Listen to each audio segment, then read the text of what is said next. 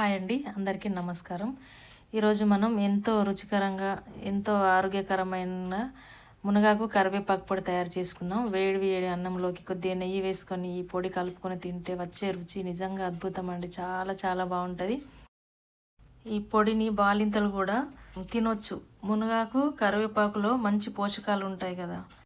శరీరానికి బలాన్ని అందించడంలో, జుట్టు, కంటి ఆరోగ్యం, ఎముకలు, పళ్ళు ఆరోగ్యానికి అవసరమైన పోషకాలు అందించడంలో సహాయపడుతుంది మునగాకు కరివేపాకు. ఇప్పుడు ఎంతో రుచికరమైన, ఆరోగ్యకరమైన మునగాకు కరివేపాకు పొడి ఎలా తయారు చేసుకోవాలో చూద్దాం. కరివేపాకుని కొమ్మలు కొమ్మలు ఉన్నప్పుడే వాటర్లో ముంచి నీట్గా కడుక్కోవాలి. నీళ్లు లేకుండా అడిచిపోయిన తర్వాత, వాటర్ అన్నీ డ్రై అయిపోయిన తర్వాత ఇట్లా ఆకును కొమ్మల నుంచి ఆకు వేరు చేసుకోవాలి. మునగాకును కూడా కొమ్మలు కొమ్మలు ఉన్నప్పుడే వాటర్లో ముంచేసి మొత్తం దులిపేసి ఏమన్నా పురుగులు, మచ్చలు ఏదన్నా ఇట్లా ఉంటాయి కదా, పుండ్లు లాంటివి, అలాంటివన్నీ లేకుండా చూసుకొని పూర్తిగా డ్రై అయిపోయిన తర్వాత ఇట్లా తెంపుకోవాలి. మనం ఇట్లా తెంపితే ఇట్లా రెమ్మలు రెమ్మలు వస్తాయి కదా. లేత ఆకైతే రెమ్మలు వచ్చినా కూడా ఏం కాదు. రెమ్మల్లా రావద్దు అనుకుంటే ఇట్లా మనం ఒక్కొక్కటి ఇట్లా తీయాలంటే చాలా టైం పడుతుంది కదా. ఇట్లా తీస్తేనేమో రెమ్మలు రెమ్మలు వచ్చేస్తాయి. మనం ఏం చేయాలంటే ఆకులే రావాలి అంటే ఇట్లా రావాలి అని అంటే చూడండి, ఇట్లా లూజుగా పట్టుకోవాలి ఆకులని, రెమ్మలని ఇట్లా లూజుగా పట్టేసినాం అనుకో ఆకుల వరకే వస్తాయి, రెమ్మలు ఊడి రావు. కొమ్మలని కొంచెం లూజుగా పట్టుకొని తెంపేసుకుంటే రెమ్మలు రాకుండా మొత్తం ఆకే వస్తుంది. ఎక్కడైనా ఒకటి వచ్చినా కూడా ఏం కాదు, లేత ఆకే కాబట్టి. ఇట్లా అంతా తీసుకొని పక్కన పెట్టేసుకోవాలి. నేను కరివేపాకు మునగాకు సేమ్ తీసుకున్నా, సమానం సమపాలలో.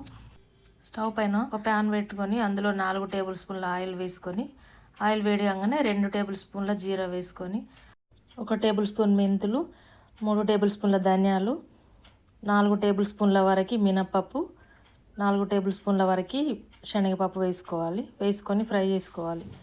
ఇవి కొంచెం వేడి కాగానే ఎండుమిర్చి వేసుకోవాలి. మనం అంటే మన పొడికి సరిపోయేంత కారం వచ్చేటట్లు వేసుకోవాలి. 20-30 వరకు ఎండుమిర్చి వేసుకొని ఫ్రై చేసుకోవాలి. కొంచెం ఫ్రై కాగానే మిరియాలు వేసుకోవాలి. మిరియాలు మాడిపోకుండా కొంచెం లేటుగా వేసుకోవాలి. వేసుకొని ఇప్పుడు మునగాకు వేసుకోవాలి. మునగాకు వేసుకొని ముందుగా మునగాకు వేసుకుంటే ఆయిల్లో మంచి ఫ్రై అవుతాయి. ఆయిల్లో మొత్తం తడిసి కొంచెం ఫ్రై కాగానే మనం కరివేపాకు వేసుకోవాలి. ఇందులో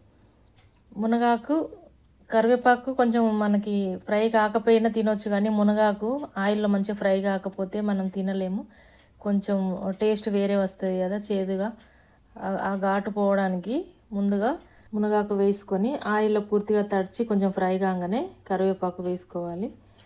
వేస్తున్నప్పుడు వచ్చే వాసన వంటిల్లంతా నింపేస్తుందండి.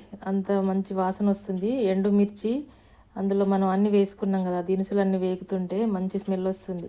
అన్నీ బాగా వేగిన తర్వాత స్టవ్ ఆఫ్ చేసి కొద్దిసేపు చల్లారనివ్వాలి.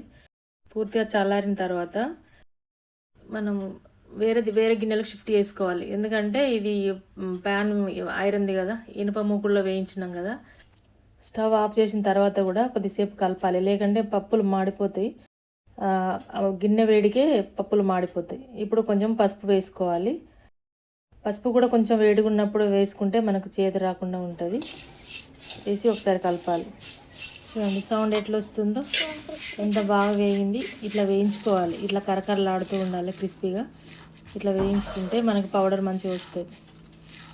కానీ ఎండుమిర్చి వేగిన తర్వాత తీసి ముందే పక్కన పెట్టుకున్న తర్వాత మనం మునగాకు కరివేపాకు వేసుకోవాలి. నాకు కొంచెం మెత్తగా అయిపోయినాయి ఎండుమిర్చి.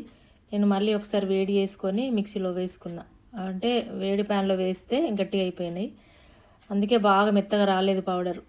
మనం ఎండుమిర్చిని ఒక్కటి సపరేట్ చేసుకోవాలి. పప్పులలోనే ఆకు వేయించాలి, అట్లయితేనే ఆకు వేగుతుంది.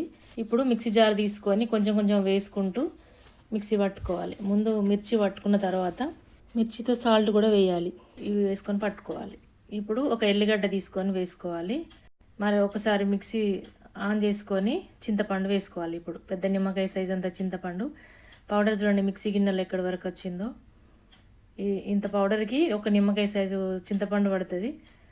చూడండి, అయితే మనకి పౌడర్ ఎక్కువ అయిపోయింది కదా, ఇట్లా పట్టుకోవాలి. మరీ మెత్తగా లేకపోయినా ఏం కాదు. ఇట్లా పట్టుకున్న దానిలో ఇప్పుడు కారం నాకు సరిపోయినట్టు అనిపించలేదు. 1 స్పూన్ కారం వేసుకుంటున్నా.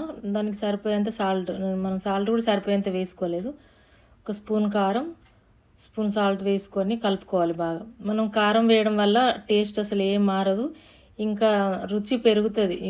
ఇంకా మంచి టేస్ట్ వస్తుంది కారం వేసుకోవడం వల్ల. మనం కారం నూనె రైస్లో వేసుకొని ఎప్పుడైనా తింటాం కదా అన్నంలో, ఏం ఎల్లిపాయ కూడా లేకుండా కారం నూనె వేసుకొని అన్నం తింటే, సాల్ట్ వేసిన కారంలో నూనె వేసుకొని అన్నం తింటే ఎంత బాగుంటుంది. ఆ టేస్ట్ వస్తుంది మనకి కారం వేయడం వల్ల, మంచి రంగు రుచి కూడా. ఇంతేనండి, మునగాకు కరివేపాకు పొడి రెడీ అయిపోయింది. వేడి వేడి అన్నంలో నెయ్యి వేసుకొని ఈ పొడి కలుపుకొని తింటే చాలా చాలా బాగుంటుంది. ఇది ఇడ్లీలోకి, దోశలోకి, ఉప్మాలోకి, దేనిలోకైనా సూపర్ అండి. ఇది గాలిజోరన డబ్బాలో వేసుకొని బయట పెట్టుకుంటే నెల పైనే ఉంటుంది ఫ్రెష్గా. ఫ్రిడ్జ్లో పెట్టుకుంటే 2-3 నెలల పైనే ఉంటుంది. చాలా చాలా టేస్ట్ అండి. నేను చేసిన ఈ మునగాకు కరివేపాకు పొడి మీకు నచ్చితే మీరు కూడా ఒకసారి ట్రై చేయండి. మీకు ఎలా అనిపించిందో కామెంట్లో చెప్పండి. నా ఛానల్ని సబ్స్క్రైబ్ చేసుకోండి మరిన్ని రెసిపీస్ కోసం. నా వీడియో నచ్చితే ఒక లైక్ చేసి షేర్ చేయండి. Thank you.